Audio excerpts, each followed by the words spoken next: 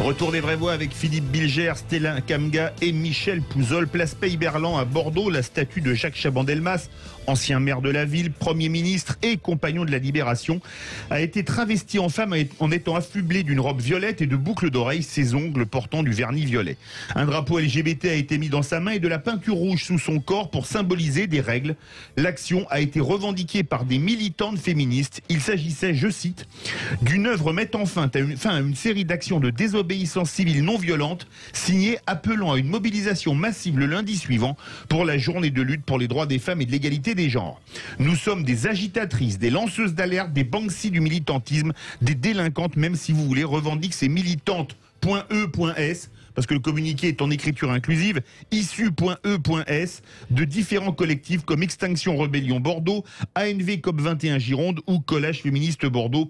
D'où le premier débat, dégradation de la statue de Jacques Chaban-Delmas. Les féministes vont-elles trop loin? Et pour le moment, vous êtes 93% à dire oui.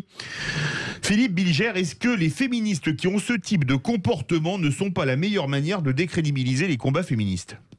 Mais totalement, mon cher Philippe. D'abord, vont-elles trop loin? Où vont-elles d'abord? Je veux dire, ou alors elles vont dans la démesure, l'outrance, l'absurdité, le militantisme aberrant, et vous avez raison, elles décrédibilisent tout ce qu'il y a de beau dans la cause féminine lorsqu'elle est exercée avec intelligence et le souci véritable de l'égalité.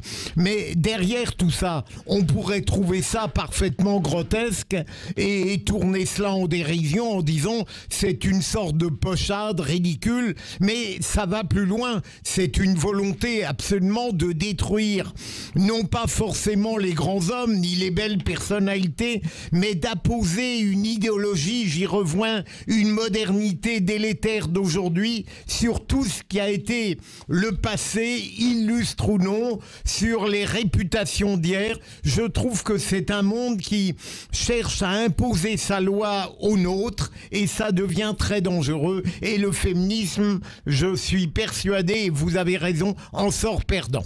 Stella Kamga, vous qui êtes une femme, quand vous voyez les féministes, certaines féministes, pas toutes évidemment, se comporter comme ça, qu'est-ce que vous pensez? Alors, moi, vous dites arrêtez les filles, vous nous portez préjudice? Moi, je dirais même pas arrêter les filles, je dis arrêter tout simplement. Les nouvelles féministes d'aujourd'hui, pour moi, je trouve dommage que ce ne sont pas les Marie Curie, ce ne sont pas des George Sand, ce ne sont pas des Simone Veil, c'est-à-dire des femmes qui ont véritablement porté le combat des femmes et qui, en face d'un problème, ont contourné le problème ou ont trouvé la solution. Pour moi, ces femmes-là représentent en tout cas les véritables figures emblématiques du féminisme.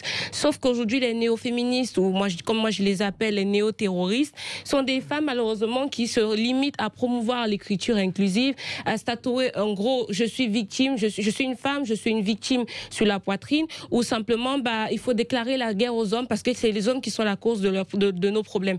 Je ne conçois pas moi cette façon de percevoir ou de comment dire, d'endiguer le combat féministe, sachant bien évidemment que il reste encore des véritables combats qu'une femme que des féministes peuvent s'approprier et continuer de défendre, notamment l'excision dans les sociétés, le phénomène de l'infanticide et bien d'autres débats, la scolarisation de la jeune fille, l'éducation de la jeune fille. Là, dans ces domaines-là, je ne les vois pas.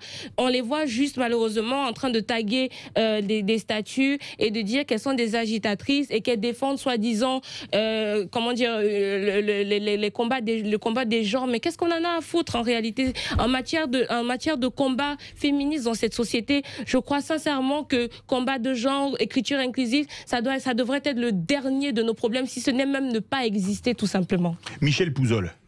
Oui, moi je serais plus modéré. Alors je voudrais d'abord rappeler que le combat féministe a des raisons d'exister encore aujourd'hui et que la lutte pour l'égalité est loin d'être acquise.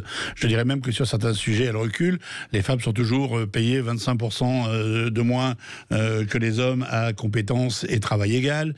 Elles sont encore rarissimes dans les entreprises du CAC 40. Je crois même qu'il n'y en a plus. Il y en avait une, c'était Madame Aumergeon, elle a été écartée, il n'y en a pas. On a encore encore des difficultés. Enfin, moi, j'ai une fille de 26 ans et une de 17 qui ne peuvent pas s'habiller tout à fait comme elles veulent dans la rue sans risquer de se faire agresser ou en tout cas interpeller, voire insulter. On voit qu'il y a encore beaucoup de combats, que l'avortement est remis en cause dans certains pays. Vous en avez parlé, l'excision, c'est un sujet fondamental. Donc oui, le combat féministe a une raison d'être dans cette société et qu'on le fasse avancer, c'est une bonne chose. Après, sur l'exemple que vous prenez, moi je ne suis pas une femme, donc je ne vais pas commenter le choix des armes de ces femmes-là. Je ne suis pas certain qu'effectivement ce soit j'ai eu peur que vous disiez qu'est-ce qui vous permet de dire que je ne suis pas une femme pour faire allusion à l'émission que non, mais je ne suis pas certain que ce soit le meilleur moyen, mais moi j'ai mené beaucoup de combats où je ne suis pas certain d'avoir utilisé le bon moyen pour arriver à mes fins également. J'avoue que ça me laisse un peu pantois. Je pense qu'il y a d'autres choses à faire, effectivement.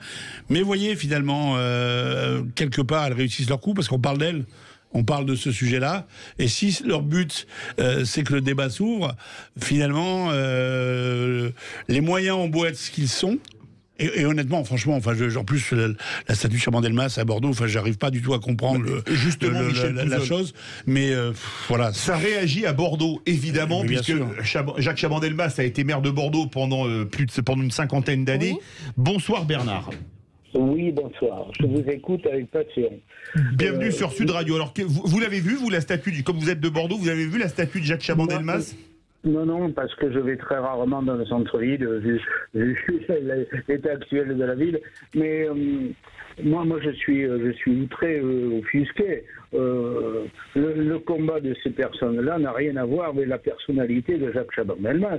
Jacques Chaban-Delmas, il ne faut pas l'oublier, a mené des combats au plus haut élevés, entre autres de défendre la liberté de la France, la libération de la France avec le général Leclerc et le général de Gaulle, et bafouer la personnalité de Jacques Chaban-Delmas, c'est une honte, parce que, et je ne suis pas un ancien combattant, loin de là, ni un pro-Chaban, mais moi je reconnais quand même que c'est un personnage illustre de notre histoire, et qu'on n'a pas à taguer sa statue, surtout qu'il n'a rien à voir avec le mouvement féministe, et rien à voir avec les combats que mènent ces personnes-là, quoi.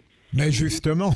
Philippe Bilger, Stella Kamga voulait réagir, et Philippe Bilger. Oui, justement, Michel parlait tout à l'heure d'ouvrir le débat, mais il y a une différence entre ouvrir le débat et décrédibiliser son combat. Si à un moment donné, on a une cause qu'on porte à bras-le-corps et qu'on a envie de faire parler de cette cause, il y a des meilleurs, effectivement, il y a mille et une façons de communiquer sur sa cause sans toutefois la décrédibiliser. À Bordeaux, les féministes avaient fait une opération rue Sainte-Catherine, alors c'est la plus grande rue de commerçant de Bordeaux, Bernard la connaît comme tous les Bordelais, où elles se sont promenées avec un clitoris géant. Je plaisante pas, ça s'est passé, je crois, le week-end dernier. Oui, c'est toujours plus sympathique que tailler une statue.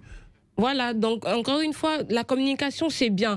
Communiquer pour porter sa cause c'est également bien. Mais communiquer dans le but de finalement décrédibiliser, parce que l'idée c'est quoi? C'est de faire rallier le plus de femmes possible à la cause du féminisme. Mais si en décrédibilisant son combat, et que moi par exemple je suis une femme, je ne me reconnais pas en ces combats-là, pour moi et je pense pour beaucoup d'autres, on n'a pas envie de participer à ces combats-là. Pourtant moi également je suis une féministe, moi j'ai travaillé avec des femmes battues, j'ai travaillé avec des jeunes filles violées, des jeunes filles qui étaient même emprisonnées injustement, donc je sais ce que c'est que de défendre de véritables combats et des combats féministes. Non, mais je pense que là, on ne parle pas d'action féministe. On est dans ce qu'on appelle l'activisme. L'activisme, c'est un choix d'action politique particulier. Des fois, ça réussit, des fois, ça réussit pas. C'est plus du féminisme ou de l'extrême gauche? Non, mais c'est de l'activisme. Ça s'appelle de l'activisme politique. Les femmes ont fait avancer beaucoup de choses dans certains pays, dans les pays notamment de l'Est, en faisant ce genre d'intervention activiste très violente parfois. Chez nous, ça n'a pas été tout à fait du même niveau. Mais quand Act Up a recouvert d'un préservatif l'obélisque de la place de la Concorde, ça a eu un impact mondial qui a été très fort dans le combat et la reconnaissance du sida. Donc l'activisme a ça de particulier que parfois il tombe à côté de la plaque. Moi je partage pas, je suis pas activiste, moi je suis un militant, donc je préfère le combat des idées et des choses plus construites. Mais voilà, je pense qu'il n'y a pas non plus, enfin on n'a pas, je pense que la mémoire de Jacques Chaban-Delmas, ça remettra tranquillement. Philippe Bilger, le mot de la fin? Moi, je ne suis ni activiste ni militant. J'essaye tout simplement d'être libre, mon cher Michel. Merci beaucoup, on remercie Bernard de Bordeaux. Verdict sur Twitter. Dégradation de la statue de Jacques Chaban-Delmas. Les féministes vont-elles trop loin? Et vous êtes, c'est une majorité écrasante, 94% à dire oui. Et avec tellement plus facile de s'attaquer aux objets, c'est Yves T87. Bref, il y a beaucoup, Larnaud qui nous dit avoir une telle haine de l'homme jusqu'à s'en prendre à une statue d'un ancien combattant de la libération. Ou encore Malais Martin qui nous dit c'est de la bêtise, pas du féminisme, donc 94%. Tout de suite, notre seconde.